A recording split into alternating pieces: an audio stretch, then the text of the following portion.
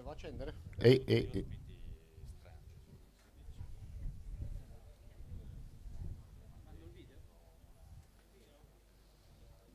The United Nations is an organization with goals of peace and sustainable development around the world. Their mission is huge, but we're breaking it down in 2 minutes. 17 sustainable development goals. Let's get to them, cause the more you know. Look, in some corners of the world today, people are living on $1 a day. Hey, that's not how it ought to be. So go 1, eliminate poverty, and go 2, root out hunger across the globe. There's 800 million people hungry if you wanna know. Number 3 is health and well-being, and getting people the health care that they need in. Learning in school are the hard to go for. Education opens up minds and doors. Goal number 5 is empower girls and women so they can have the same rights that men are given.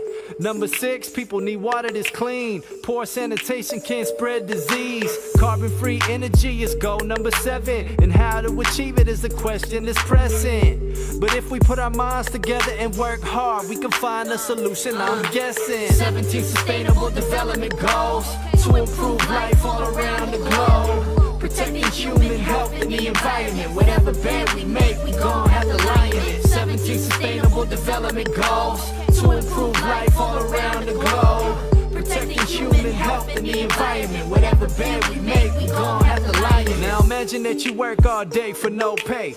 Economic growth and decent work is goal 8.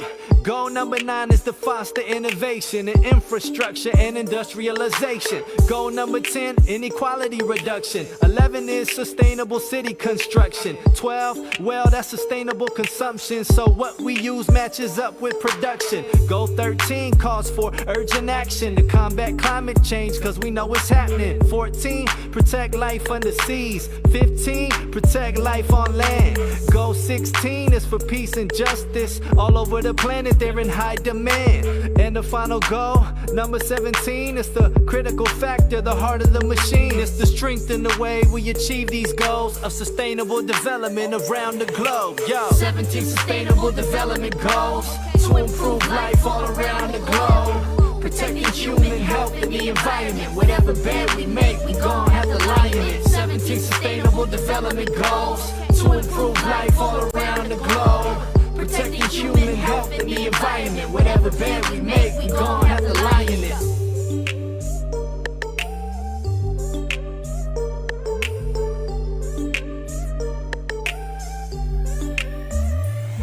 Buonasera a tutti. Iniziamo la quarta giornata di questo Festival delle Peschiere. Finiamo oggi con la peschiera di Pontis.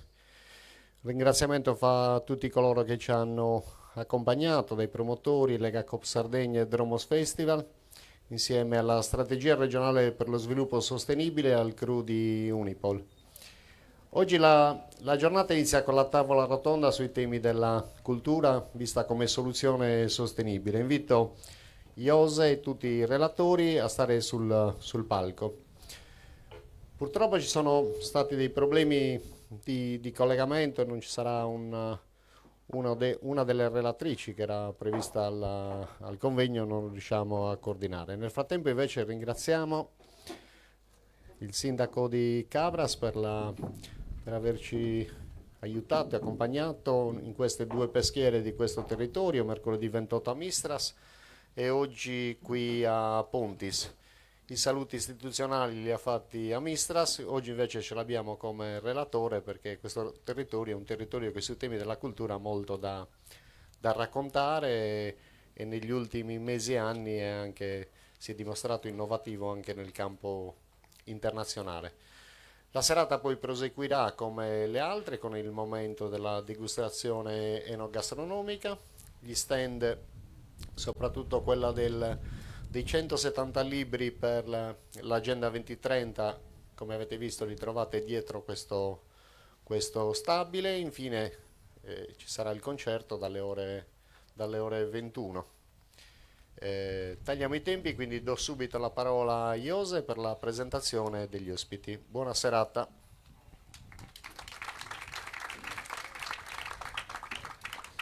Allora, buonasera a tutti.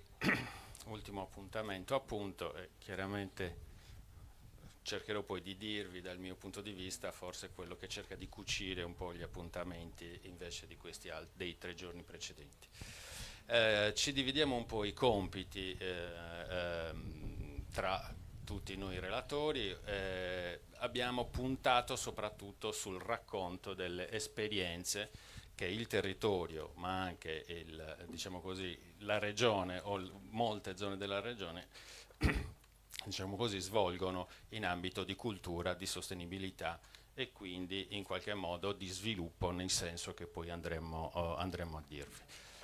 Alla mia destra Massimo Mancini, che è il direttore di Teatro di Sardegna, senza tema di smentita, la più importante esperienza anche di produzione teatrale della regione. In realtà hanno superato i confini, insomma, non solo nazionali, ma insomma, i loro successi ormai li conosciamo tutti. Antonio Ricciu, CEAS Oristano, un'esperienza avanzata e importante.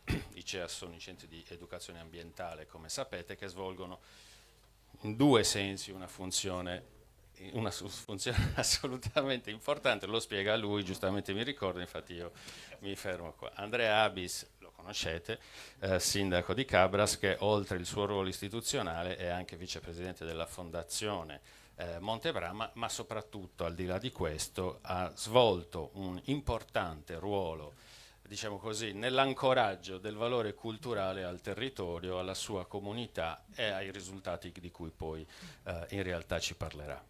Paola Serrittu, Landworks, un'esperienza è un architetto, ci racconterà di un'esperienza svolta all'Argentiera, anche qui non dico niente così mi fermo. Carmelana Nuvoli invece è la direttrice del sistema bibliotecario dell'Anglona. Tra l'altro c'è qui una mini mostra bibliografica e quello è uno dei cubi che è in realtà uno dei goal uno degli SDG, insomma, dell'Agenda 2030, ed è quello forse un po' più centrato sui temi di cui parliamo oggi, e ci racconterà appunto un altro punto di vista sul percorso culturale di educazione alla sostenibilità. Io cercherò, insomma, sono in una doppia veste, quella di coordinatore regionale di Culturmedia, che è l'organizzazione di Legacoop che si occupa di cultura, turismo e comunicazione in un'unica entità. Ho l'onere di fare anche il vicepresidente nazionale e quindi di allargare un attimo, insomma, la visione anche oltre il nostro territorio, che comunque rappresenterà, e cercherò di dirlo, un'esperienza molto avanzata anche rispetto ad altre realtà del paese. Cercherò in questo primo intervento, che spero non sia troppo lungo, chi mi conosce sa che, diciamo, la velocità non è la mia caratteristica principale, ma cercherò di essere più veloce possibile e vado ad iniziare. Intanto non a caso abbiamo il goal numero 4 dell'Agenda 2030, che è appunto istruzione di qualità, ma in realtà, per chi li conosce è anche questo, nessuno dei 17 goal dell'Agenda 2030 in realtà ha una definizione precisa, diciamo così, orientata al tema cultura. In realtà alcuni di noi fino a qualche tempo fa storcevano anche il naso. La verità è che la cultura, cercherò poi di dirvi perché, è invece fortemente presente in tutti quelli che sono i 169 indicatori che poi in realtà ci dicono qual è il percorso che stiamo facendo. L'Agenda 2030 è divisa in 17 grandi obiettivi e 169 indicatori del percorso che ci porta a raggiungere gli obiettivi. 20 di questi 169 sono obiettivi tipicamente culturali. Sono vari, sono di due grandi, diciamo così, famiglie, alcuni tipicamente quantitativi, per esempio la spesa pubblica di uno Stato in cultura, per esempio il numero di laureati, per esempio il numero di biglietti che fanno i musei e quant'altro, quindi facilmente, no, e statisticamente rilevabili. Altri, in maniera abbastanza più complessa, invece di tipo qualitativo. Per esempio il percorso dell'educazione alla sostenibilità, come lo misuriamo? A che punto siamo? Per esempio come misuriamo il il progresso della parità di genere, un altro dei temi che riguardano anche la cultura. Esiste un grande tema legato alla misurazione di tutto ciò che è qualitativo e non solo quantitativo, legato all'agenda 2030, e in realtà, diciamo così, c'è uno sforzo complessivo, l'abbiamo visto anche ieri, anche degli altri temi, la finanza e il lavoro, per cercare di misurarci. Ora, questo percorso ha comunque due strumenti che sono gli unici due a cui noi adesso ci possiamo riferire, che sono da un lato il rapporto annuale dell'ASVIS, l'Alleanza per lo Sviluppo Sostenibile, che diciamo così, è un tomo consistente a cui collaborano 800 esperti e rilevatori, e che in realtà rileva gli indici principali che riguardano il Paese e quindi ci indica il percorso. L'altro invece è uno strumento istituzionale prodotto dall'Istat, ma su indicazione, diciamo così, comunque del governo, che è il BES, che misura quindi il benessere equo e solidale del Paese, cioè non usa più i classici indici di tipo economico legati tipicamente al PIL, ma usa altri 12 indici. Non è perfettamente sovrapponibile ai 17 goal, ma in realtà ci aiuta tanto a capire rispetto a quei 17 a che punto siamo. Ora io volevo raccontarvene alcuni di questi punti. In realtà cerco di dire a che punto siamo, non per rappresentare una situazione, diciamo così, complicata, perché è quella in cui ci troviamo, ma per dire che abbiamo ancora tanta strada da fare e che in realtà abbiamo da fare una forte accelerazione. L'ultimo rapporto ASVIS, quindi quello relativo al 2021, ci dà una fotografia del Paese, tutto sommato, chiaramente viene fuori da 2 anni di complessi, essenzialmente la pandemia, poi insomma quest'anno non è ancora rilevato, ma chiaramente la crisi geopolitica non contribuirà a un percorso accelerato in quella direzione. L'ASVIS ci dice che in realtà la situazione è migliorata in 3 soli dei 17 obiettivi.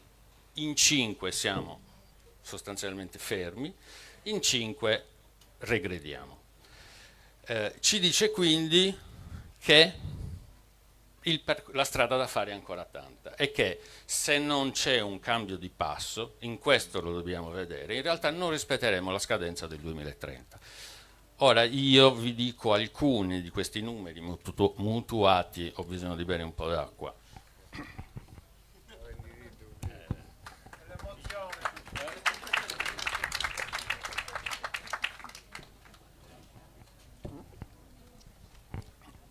Senza distinguere, ma prese dai due strumenti che vi ho detto.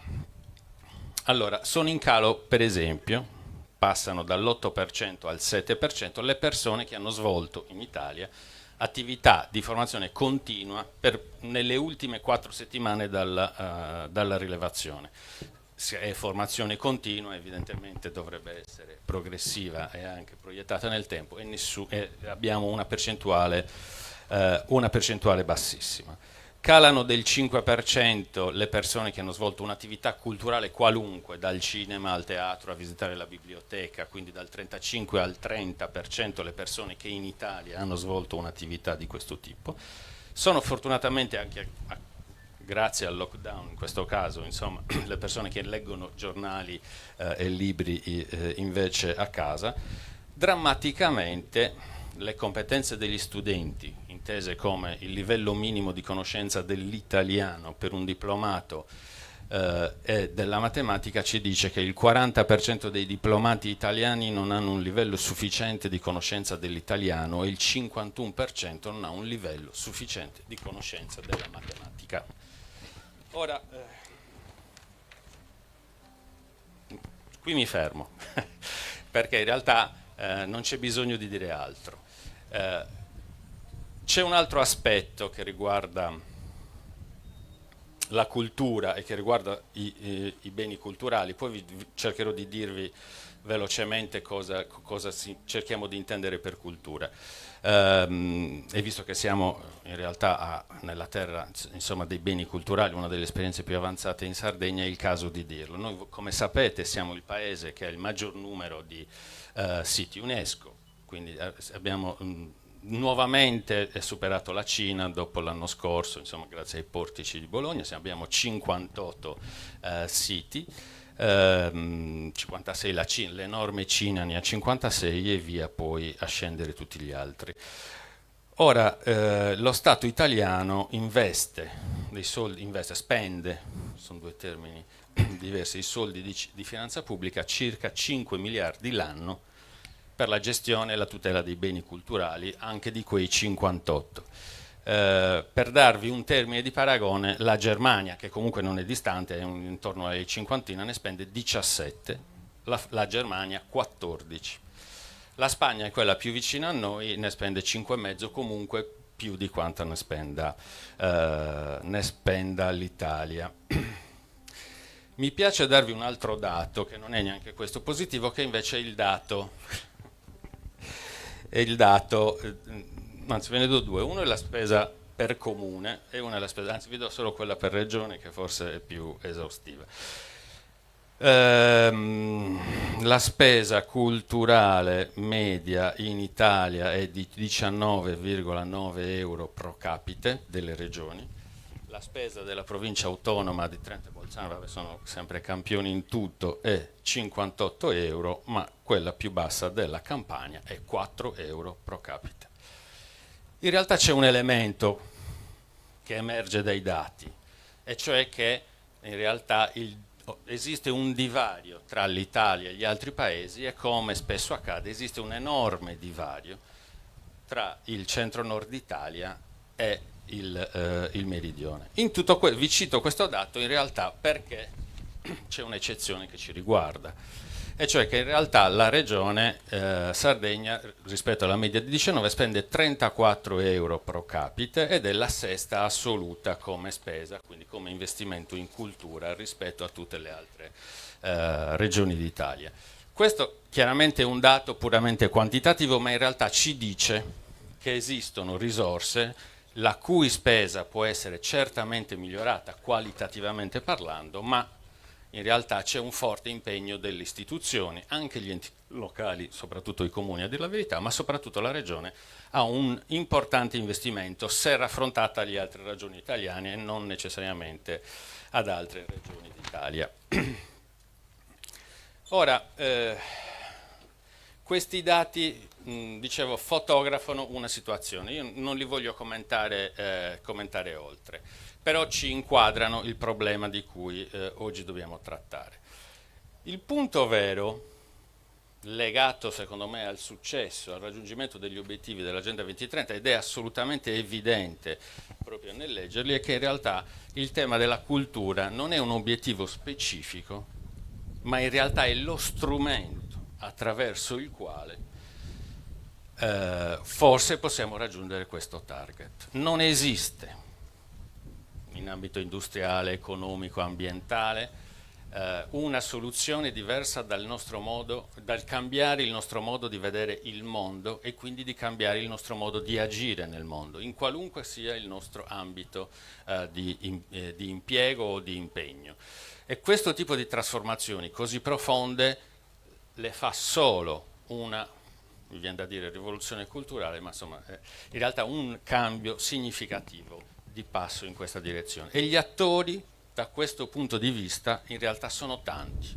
Siamo ognuno di noi, voi sapete la definizione di cultura è una definizione complessa, però se stessimo semplicemente, diciamo così, la stratificazione, la somma delle tradizioni, dei comportamenti, dei saperi, delle conoscenze di una comunità o di una società che poi diventano in realtà il loro modo di intendere la vita e di relazionarsi agli altri e all'ambiente, se fosse solo questo significa che fin tanto noi non cambiamo questo, gli individui, le famiglie, la scuola, le istituzioni, le imprese e soprattutto le imprese cooperative, dico io, in realtà non raggiungeremo certamente questi target perché non raggiungeremo mai questo cambio di passo significativo. Vado a chiudere. E vorrei chiudere in realtà leggendovi, affidando la conclusione, se la ritrovo nel disordine, a un impegno. Oggi, in questi giorni abbiamo tanto sentito parlare di agende in queste settimane, quelle politiche, no? Le cose, eccetera, eccetera. Beh, c'è l'UNESCO che come voi sapete è l'ONU della scienza, della cultura e dell'educazione, che ha un'agenda di medio termine cosiddetta, l'agenda 22-29, il piano, la strategia di medio termine cosiddetta. Beh, questa agenda chiaramente è interamente incentrata sul raggiungimento degli obiettivi di sostenibilità. Ne hanno scelto in particolare 9 quelli che ritengono essere più vicini o quelle in cui l'organizzazione, che è un'agenzia istituzionale, non è un organismo politico, in realtà ha più influenza, più capacità, più possibilità di incidere. La cosa che mi ha sorpreso nel leggere questa agenda è che tra i paragrafi vari, insomma non è un documento corposissimo, c'è un capoverso quasi, diciamo così, messo lì, insomma, senza particolari evidenze, che dice la seguente cosa: è l'impegno, diciamo così, di lavoro dell'UNESCO è il modo in cui un organismo culturale guarda il mondo e guarda il suo impegno per l'Agenda 2030. E dice: nell'affrontare i nuovi divari educativi, scientifici, culturali e sociali e digitali, l'UNESCO contribuirà a promuovere il rispetto universale per la giustizia, lo Stato di diritto, i diritti umani e le libertà fondamentali di tutti gli ambiti di competenza, applicando un approccio basato sui diritti umani, la pace e lo sviluppo sostenibile a tutti i suoi programmi. In realtà, come vedete, l'agenzia culturale non guarda a elementi che noi identifichiamo o a servizi tipicamente come culturali, ma in realtà guarda alla società, al suo modo di relazionarsi e all'equilibrio non solo diciamo così, tra le nazioni quando parla di pace, ma anche della relazione tra gli uomini basata sulla pace e sull'accoglienza. Grazie.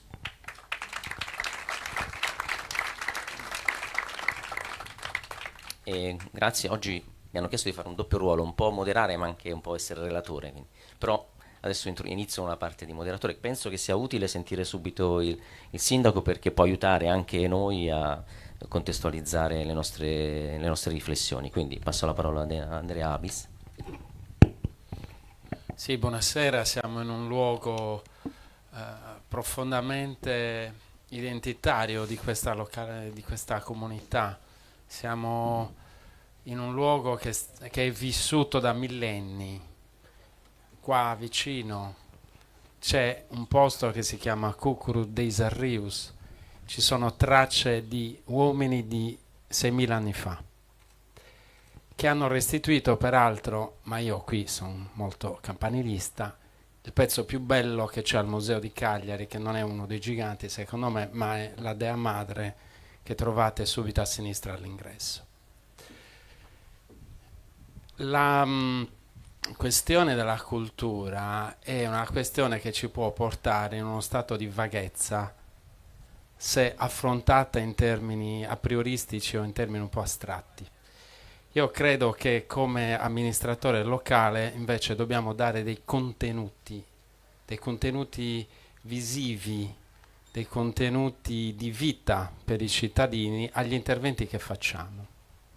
E quindi dobbiamo dargli gambe nella operatività che poi restituisce cultura, restituisce un sistema culturale come obiettivo ma anche come strumento, come prima diceva.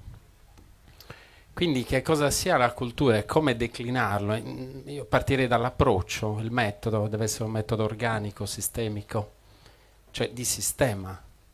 Non si può fare cultura se per esempio non si coinvolgono i cittadini, le comunità locali, che sono l'espressione della cultura, perché si tratta di un fenomeno antropico e quindi anche antropologico, e quindi un'evoluzione. Per esempio, come non identificare come bene culturale fondamentale è il paesaggio. Immediatamente c'è la necessità di individuare delle politiche sul paesaggio. E cosa sono queste?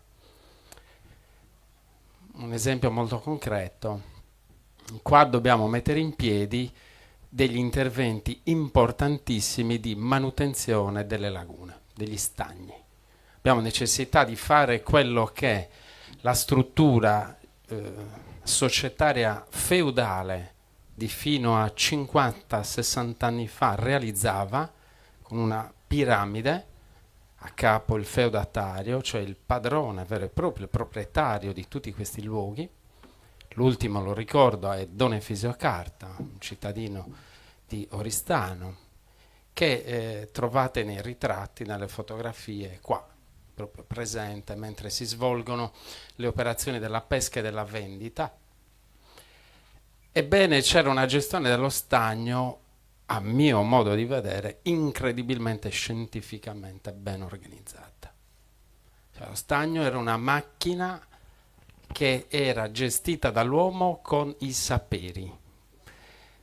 Noi abbiamo, io credo, derogato, è quella che si chiama spesso burocrazia dei progetti, quella dei procedimenti autorizzativi infiniti, difficilissimi, quello che ci porta purtroppo a un fenomeno di degenerazione, cioè vuoi fare una cosa ma ti ritrovi a farla dopo 7 anni, all'incirca la media è questa, dal momento nel quale hai il finanziamento per fare quell'opera e ti accorgi che con i soldi iniziali non riesci a farla più. Siamo a questo livello di degrado istituzionale, degrado programmatico. Ebbene, restituire per esempio interventi e ricostruire la peschiera antica, la peschiera Pontis, che oggi non c'è perché è distrutta, è uno degli interventi che facciamo con la programmazione territoriale in corso, finanziata 4 anni fa. Voglia Dio che iniziamo gli interventi a inizio 2023. Così come i dragaggi. Ma se noi ricostruiamo la peschiera storica, per che cosa lo facciamo? Oggi la peschiera storica è fatta di legno, di pali, di canne, un'attività di manutenzione incredibile, pesante anche da un punto di vista gestionale economico, eppure a parer mio vale profondamente la pena che sia fatto. Perché? Perché in questo modo realizziamo un fattore di conservazione culturale. Quindi troviamo la risposta pratica, concreta a che cosa sia o a che cosa si debba rivolgere la parola cultura, che detta così è veramente astratta, è veramente non declina, non ha declinazioni. Pulire, bonificare, togliere i fanghi ai canali dello stagno significa fare quello che quella piramide feudale faceva perfettamente come un orologio e che oggi abbiamo rinunciato a fare, non lo facciamo più. Ma oggi siamo in un periodo di cambiamenti climatici, oggi siamo in un periodo di evoluzione delle biodiversità. Ci sono studi impressionanti che ci portano ad avere degrado di biodiversità in percentuale a doppia cifra spaventosi nei prossimi anni. Quindi dobbiamo cercare di mitigare, di rallentare. Si usa una parola resilienza, cioè capacità di resistere a questi cambiamenti. Ebbene, oggi realizzare una bonifica che veniva realizzata dai pescatori 70 anni fa e pensate avevano la draga. C'è un punto dello stagno di Cauras in cui è ancora presente un rottame di ferro e la draga di Don Efisio Carta che ogni anno realizzava le manutenzioni. Oggi non si fa più. Per fare un intervento di bonifica che è di pura manutenzione ambientale, perché questo è il punto.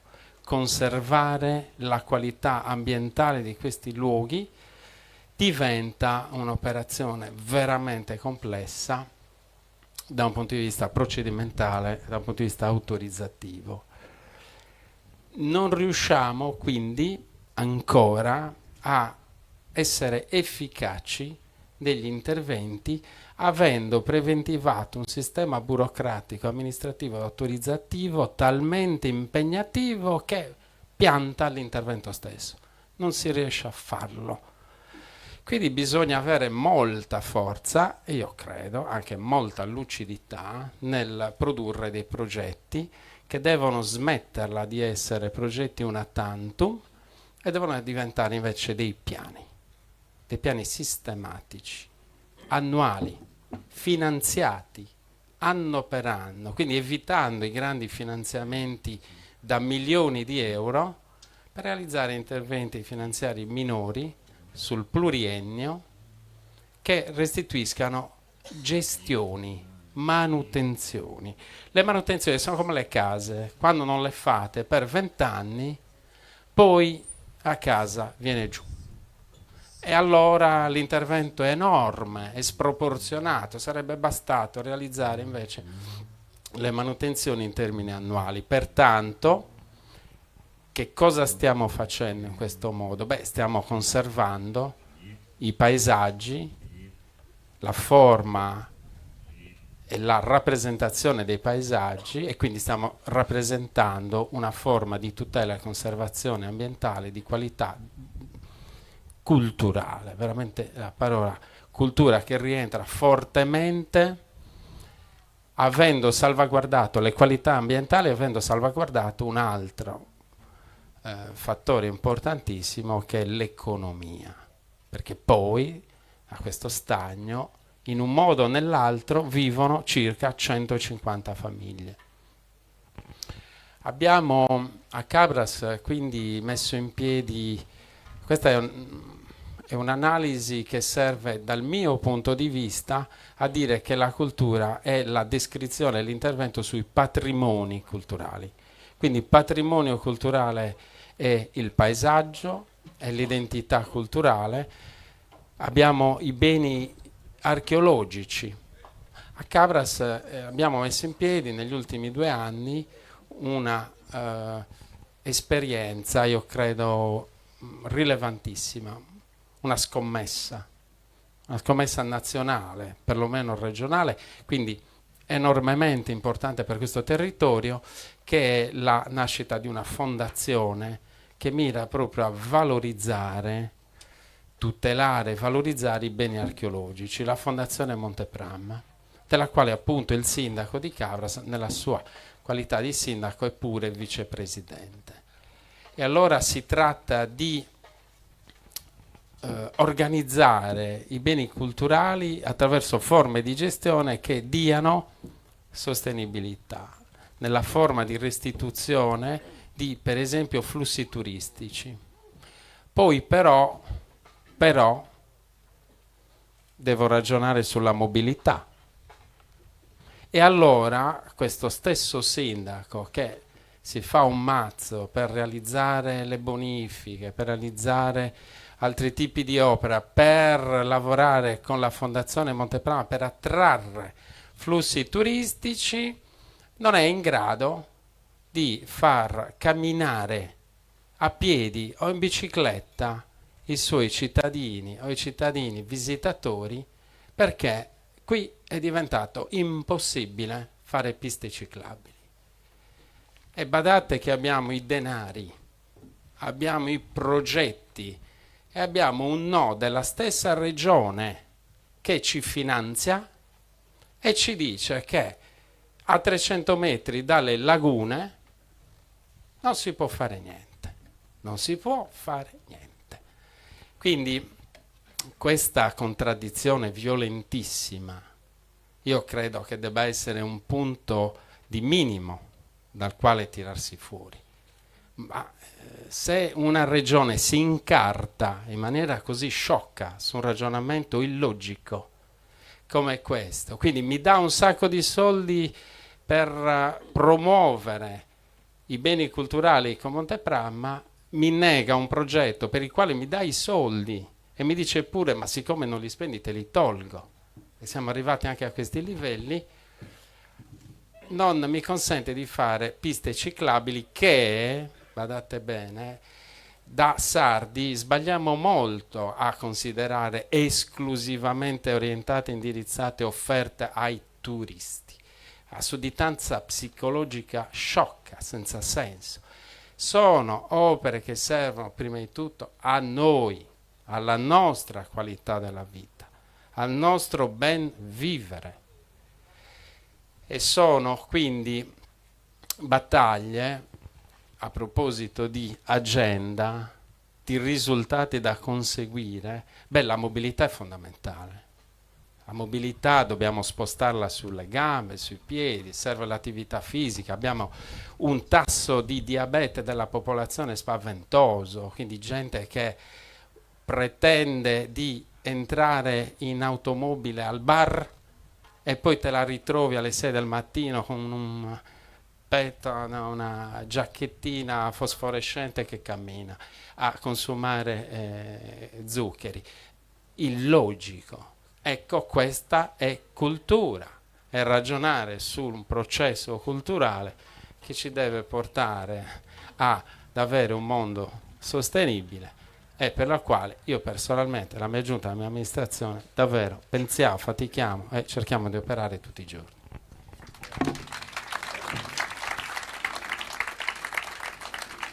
Beh, grazie ai diversi spunti. Intanto non invidio il ruolo di un amministratore di un territorio, perché questa macchina lenta noi la viviamo dall'altro lato, ma da dentro è ancora più faticosa. Volevo fare un paio di riflessioni, non proprio dei rilievi. Uno, un po' una mia piccola battaglia personale contro la parola resilienza. Noi non siamo resilienti, noi se qualcosa accade siamo diversi. Impariamo da quello che accade, spesso ci condiziona, quindi questa parola insomma io non mi è mai piaciuta. L'altra è vero, insomma bisogna provare a fare piani, fare progetti. Io userei anche qui un'altra parola, traiettorie. La traiettoria è qualcosa che per ogni punto deve assumere un senso, allora anche i percorsi lunghi di 7 anni, se vengono pensati per ogni piccolo step dare un senso, io credo che anche questo possa essere rilevante. Poi lo sforzo, mi fa molto piacere sentire la cultura un po' in tutto.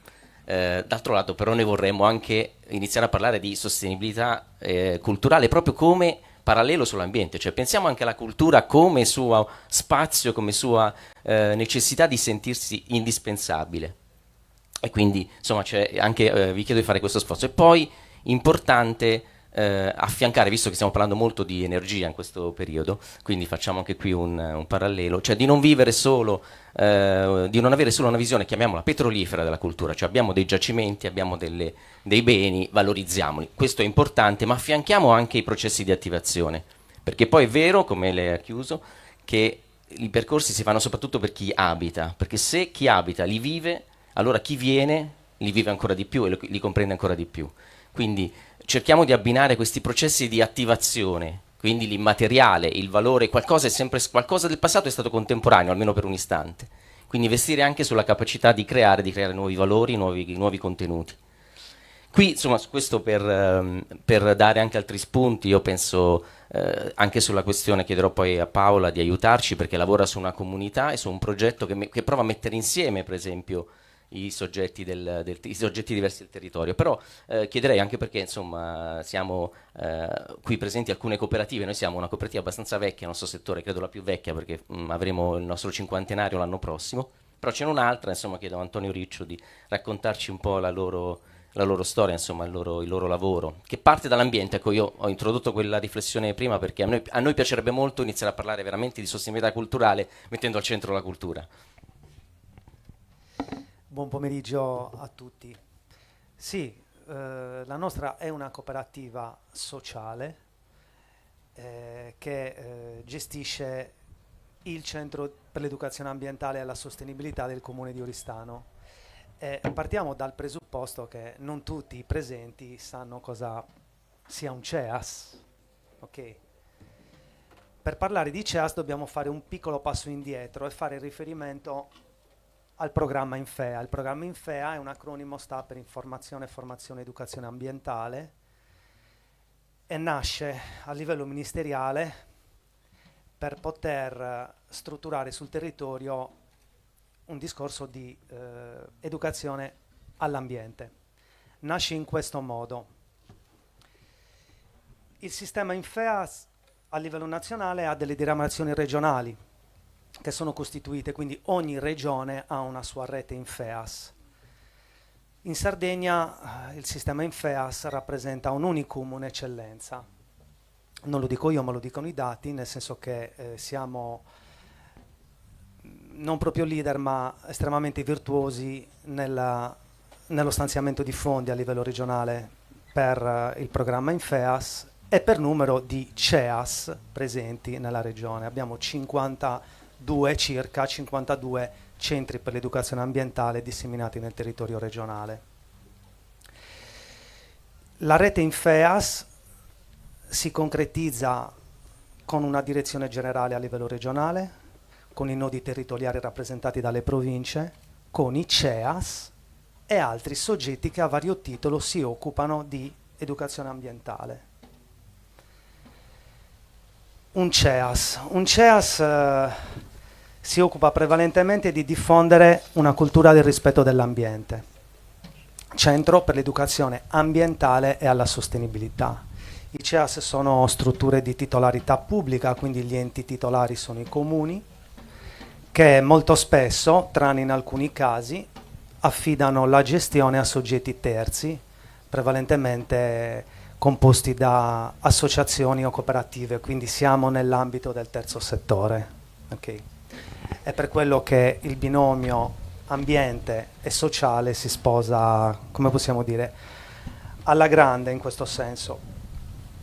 Il lavoro che svolgono i CEAS è un lavoro di natura educativa fondamentalmente, un lavoro di educazione sul territorio e di sensibilizzazione. In questo senso, inteso in questo senso e inserito in un contesto, in una tavola rotonda della cultura, educazione e cultura formano un binomio inscindibile, nel senso che l'educazione fa cultura e la cultura viene influenzata dall'educazione stessa. Quali sono le funzioni prevalenti dei CEAS? Sono quelle di educare, sono quelle di diffondere, sono quelle di funzionare come centri di informazione e di formazione per la cittadinanza, sono quelli di attivarsi per offrire un'animazione territoriale che sia portatrice non solo quindi di animazione, quindi divertimento, ma soprattutto di cultura. Una cultura sicuramente dell'ambiente, ma anche di funzionare come attivatori di risorse, di progetti, di idee, di iniziative che coinvolgono e che devono coinvolgere la comunità a tutti i livelli. Quando parlo di comunità a tutti i livelli parlo di università, comparto scolastico, istituzioni, associazioni di categoria, associazioni professionali, cittadinanza, categorie protette. Il CEAS si rivolge a tutta la società, a tutta la popolazione, a tutto lo spaccato sociale. Quello che è interessante sottolineare è che quindi i CEAS lavorano nell'ambito dell'educazione ma producono cultura, diffondono cultura, creano cultura. Una cultura sì di settore, perché parliamo in maniera specifica di una cultura del rispetto dell'ambiente e della sostenibilità ambientale, anche se con l'avvento dell'Agenda 2030 dalla direzione generale sempre più spesso ci viene chiesto di declinare il nostro lavoro, il concetto di sostenibilità in maniera più trasversale, quindi sicuramente l'ambiente, ma anche andando a esplorare quelle dimensioni della società che riguardano poi la cittadinanza, la parità di diritti, il lavoro, l'uso consapevole delle risorse, l'energia e quant'altro. Quindi una delle sfide maggiori dei CEAS nei tempi a venire sarà quella sicuramente di interpretare queste dimensioni che sino ad oggi erano limitate maggiormente la cui attenzione era limitata maggiormente all'aspetto ambientale, e quindi facendo educazione ambientale dobbiamo essere attenti a fare inclusione sociale e a mettere in campo tutta una serie di progetti che vadano a dare beneficio anche alle dimensioni che io ho appena citato. Un altro elemento che secondo me è portatore di cultura nel lavoro che svolgiamo è costituito dal fatto che voi pensate che mediamente quando noi mandiamo avanti un semplicissimo progetto di educazione ambientale abbiamo 7, 8, 10, 12 partner. Chi sono questi partner? Sono le scuole, sono ad esempio l'Agenzia regionale Forestas, il Corpo Forestale di Vigilanza Ambientale, ma anche Legacoop, settore pesca. Abbiamo fatto delle cose interessanti con i progetti sullo spreco alimentare, il dialogo con i pescatori, le catture accidentali. Quindi vedete che un semplice progetto di educazione ambientale può trainare tutta una serie di relazioni, di partnership, di alleanze che vanno poi a contaminare i vari settori della società. Quindi sicuramente i CEAS sono portatori di una cultura e diffusori di una cultura ambientale. Però è anche vero che nel loro facendo il proprio lavoro, ogni CEAS diviene al suo interno un microcosmo di reciprocità, di alleanze in cui si instaurano rapporti di collaborazione, di aiuto reciproco, di condivisione di obiettivi. Tutti elementi che alimentano quindi una cultura appunto della reciprocità. Aspetto questo, secondo il mio modestissimo parere, di cui con i tempi che corrono oggi abbiamo estremamente bisogno. Quindi, oltre a diffondere una cultura del rispetto dell'ambiente, abbiamo i CEAS come dei contenitori aperti in cui la cultura entra ed esce e viene restituita alla cittadinanza tutta. Grazie.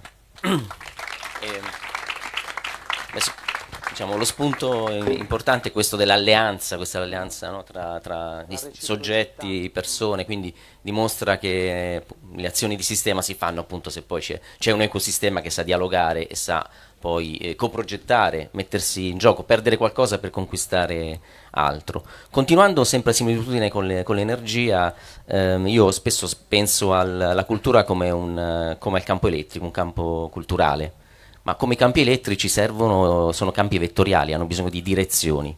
E qui chiedo a Paola Serrittu qual è la direzione, raccontaci brevemente il progetto, ma poi qual è la direzione, perché c'è una complessità all'Argentiera, no? Tanti soggetti diversi che insistono e che reclamano anche un peso. Sì, buonasera a tutti, grazie Massimo. Tra l'altro, proprio parlando di energia, una parola che mi hai insegnato tu, un termine che mi piace molto, è il prosumer, cioè quello che in ambito energetico è colui il quale non è solo produttore, cioè non è solo consumatore ma anche produttore, quello che siamo un po' noi all'Argentiera. Io rappresento una piccola associazione, sono un architetto, ma in realtà più che architetto sono una volontaria che fonda questa associazione che si chiama Landworks, con l'obiettivo di lavorare in siti abbandonati come tanti ne abbiamo in Sardegna. Quindi abbiamo iniziato in siti minerari, Montevecchio, per arrivare ai siti abbandonati alla Maddalena. Dopo tantissime esperienze a partire dal 2011 di questi workshop operativi, dove l'obiettivo era innescare progetti di valorizzazione permanente coinvolgendo enti, istituzioni e comunità, nasce in noi la volontà di radicarci in un territorio, quindi di diventare, cioè non di dire agli altri che fare, ma diventare anche noi le comunità. Quindi decidiamo di mettere tutte le nostre energie in un sito che si chiama Argentiera, che è un ex borgo minerario, uno dei maggiori esempi di archeologia industriale del Nord Sardegna, dove esiste una piccola comunità di 54 abitanti, quindi dagli anni 60 subisce un enorme spopolamento da 1400 siamo solo in 50 e noi da lì viviamo da 4 anni. Quello che facciamo è proprio attivare dal basso questi progetti di auto-organizzazione, coinvolgendo chiaramente istituzioni, quindi pubbliche, ma soprattutto private, con la consapevolezza appunto che la cultura è l'elemento, o meglio lo strumento cardine per la crescita e lo sviluppo dei territori, e sempre con la consapevolezza che fare rete, mettere in sinergia competenze ed esperienze sia l'unica strada per veramente rigenerare un luogo. Quindi il nostro obiettivo, che è molto grande, anche se siamo piccoli, è proprio di fare rete e provare a creare un modello virtuoso di rigenerazione urbana che parte dal basso, coinvolgendo quindi istituzioni, nel nostro caso come il Comune di Sassari, il Parco, l'Università e altri grandi enti virtuosi come Sardegna Teatro, la Fondazione Film Commission e tantissime altre che ognuna mette il suo per provare a valorizzare questo territorio, dove l'obiettivo è cercare di valorizzare la vocazione del sito, la vocazione produttiva. E infatti il nostro motto è provare a trasformare il luogo, che un tempo era un'industria mineraria, in un'industria culturale, quindi a partire dalla cultura si possono rigenerare i luoghi, soprattutto coinvolgendo i più giovani, quindi lavoriamo tantissimo con le scuole, con gli studenti, insegnando loro a prendersi cura dei beni comuni, che pare banale. Quindi noi da architetti principalmente ci occupiamo di autocostruzione, o ci piace più chiamarla costruzione partecipata o coprogettazione, quindi insieme alla comunità capiamo quali possono essere i problemi. Molto spesso, certo, le amministrazioni potrebbero dare una grossa mano, però nel frattempo che si spendano i fondi qualcosa noi possiamo fare, possiamo pulire il luogo, riordinarlo, è solo questione di tempo e di voglia. Quindi noi da architetti principalmente organizziamo workshop, laboratori e poi chiamiamo i nostri partner, non a caso Massimo con Sardegna Teatro, ad animarli.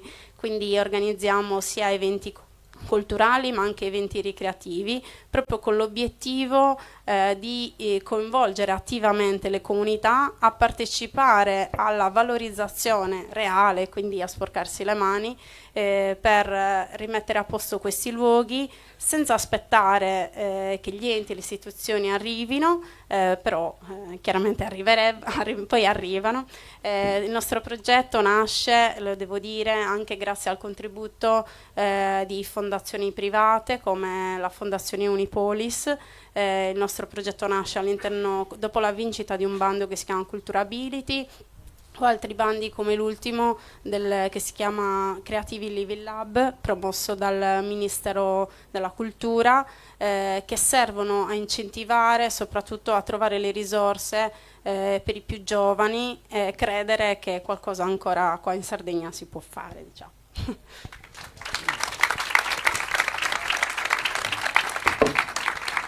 Il progetto dell'Argentiera ha degli elementi interessanti. Uno un po' si ispira ai processi dei beni comuni che possono essere gestiti dalla collettività, però poi ha anche il vantaggio di agire in spazi privati e quindi godere di quella velocità che spesso non accade perché pezzi sono di proprietà di un privato.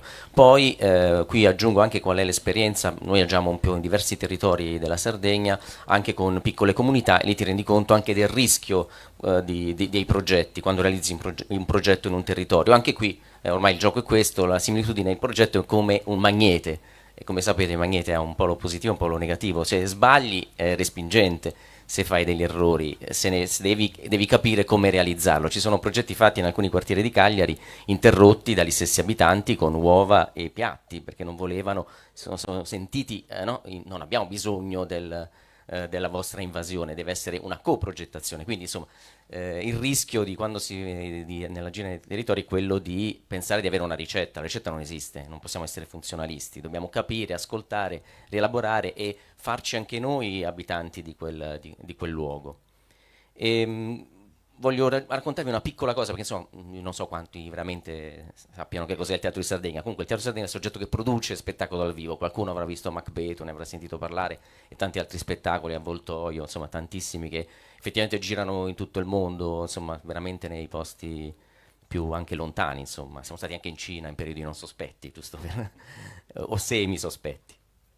Però insomma noi abbiamo guardato anche a noi stessi, perché poi dei temi dobbiamo parlare un po' dei temi dell'agenda, e cerchiamo di guardare a noi stessi e anche mettere in discussione quello che noi siamo un'istituzione, siamo una cooperativa, però un'istituzione privata ma istituzione, quindi il nostro agire è agire nel bene pubblico, e quindi cerchiamo anche di veramente cambiare, di cancellare quello che siamo e inventarci cose nuove. Noi per esempio non abbiamo partecipato alla gara per gestire il Teatro Massimo, quindi non l'abbiamo a Cagliari, non lo gestiamo più.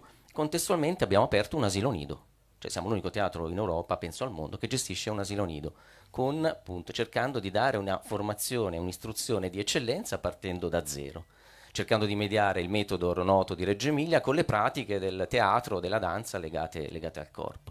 Stiamo attenti alla parità di genere, che parte anche dal linguaggio. Architetta, non c'è nessun problema, basta dire natura e uomo, natura e essere umano, non è così difficile, possiamo riuscirci tutti, però il linguaggio è importante. Distribuiamo molto la responsabilità, la curatela. C'è un progetto molto importante che realizziamo a Friuli Maggiore, che è curato da 2 curatrici. Il ricambio generazionale, io dirigo questa struttura da 8 anni, ma ci sono altre strutture in Sardegna che adesso rischiano di battere anche il record della regina Elisabetta per quanto stanno al potere. Insomma, bisogna un po' anche pensare a un ricambio generazionale, non è banale, è importante. Ecco, comunque, torno indietro, insomma, l'istruzione è una scelta molto importante per noi, siamo davanti al cubo dell'istruzione, e chiedo un po' a Carmelana Nuvoli di raccontarci questa idea delle biblioteche, che sono storicamente sempre state importanti in Sardegna, perché hanno portato veramente il presidio culturale in posti, no, un po' ovunque. Grazie.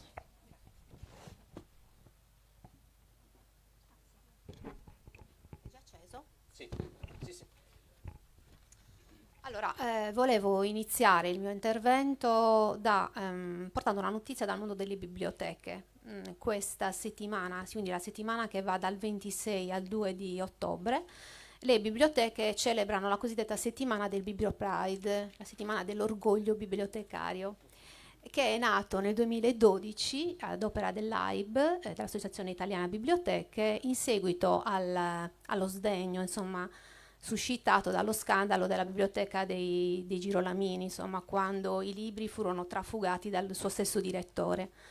Per rispondere, insomma, a questo gesto, a questa azione, diciamo, delinquenziale, la comunità dei bibliotecari ha deciso ogni anno di dedicare una settimana a per invitare tutte le biblioteche italiane a riflettere su una tematica particolare. Dico questo perché proprio l'anno scorso, nel 2021, la tematica su cui tutte le biblioteche sono state invitate a riflettere è stata proprio l'Agenda 2030. Quindi per la prima volta, in maniera ufficiale, tutte le biblioteche sono state invitate per quella settimana a prevedere tutta una serie di iniziative che in qualche modo facessero riflettere i loro utenti proprio su questa tematica.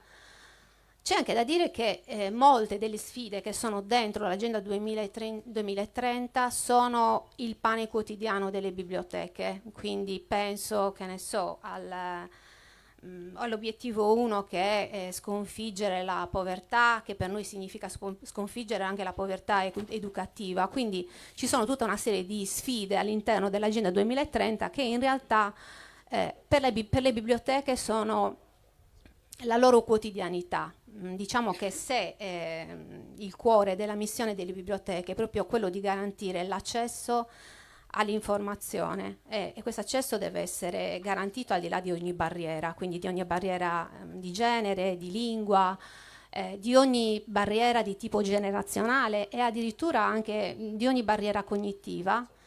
E questo è un valore nel quale tutti i bibliotecari, e soprattutto le bibliotecarie, perché c'è anche da dire che le bibliotecarie sono molti di più dei bibliotecari, è un valore nel quale si riconoscono tutti. E quindi diciamo l'agenda 2030 non fa che ribadire e dare, come si può dire, nuove possibilità di riflessione proprio intorno a questa mission delle biblioteche. Quindi questa è una cosa secondo me molto bella. Per quanto poi riguarda le tematiche ambientali in senso più stretto, diciamo che le biblioteche già da diversi anni, già da prima dell'agenda 2030, mettono a disposizione dei loro utenti tutta una serie di bibliografie a tema, quindi attraverso l'acquisto del materiale librario in qualche modo si costituiscono delle collezioni.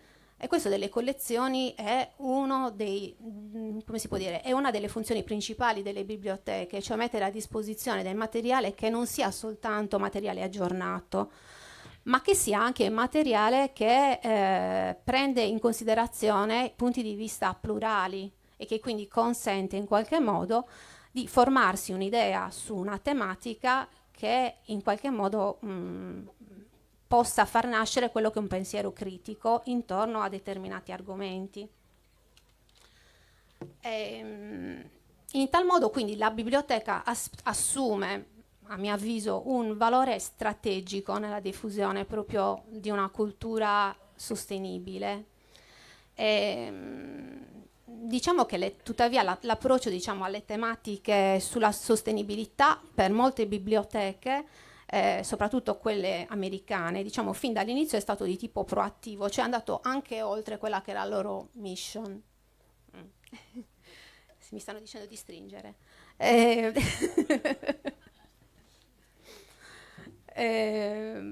In realtà il movimento delle biblioteche, delle Green Library, che è nato in America proprio nel 1990, poneva i suoi interessi soprattutto sulla bioedilizia e quindi su edifici bibliotecari che fossero in qualche modo sostenibili.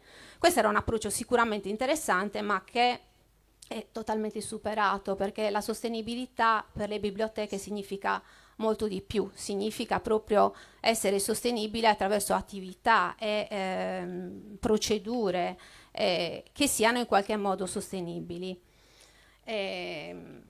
Nell'ambito del proprio ruolo istituzionale, quindi, le biblioteche possono mettere in atto strategie molto efficaci finalizzate non soltanto a divulgare conoscenze scientifiche, ma ad offrire spunti di riflessione sulle principali questioni, diciamo, sulla sostenibilità, attraverso attività che sono fondamentalmente attività di formazione e di educazione, quindi incontri con autori, con esperti, laboratori, giochi, concorsi, ecco, sono queste le cose che solitamente le biblioteche fanno. E non solo, anche i comportamenti, diciamo, adottati dal personale possono fare sicuramente una grossa differenza. Attività come la riduzione dei rifiuti oppure l'uso dell'energia, eccetera, possono ridurre i costi delle biblioteche e permettere, diciamo, alla stessa di essere anche, di porsi anche un po' come degli esempi. Però volevo dire una cosa fondamentale che molto spesso non viene presa in considerazione, mi riferisco proprio a quello che diceva Massimo.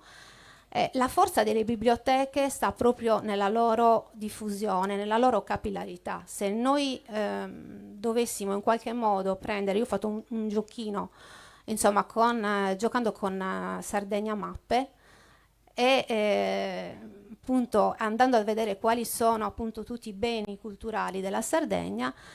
Quando si va a selezionare le biblioteche ci si rende conto che le biblioteche praticamente sono sovrapponibili esattamente al numero dei paesi che ci sono in Sardegna.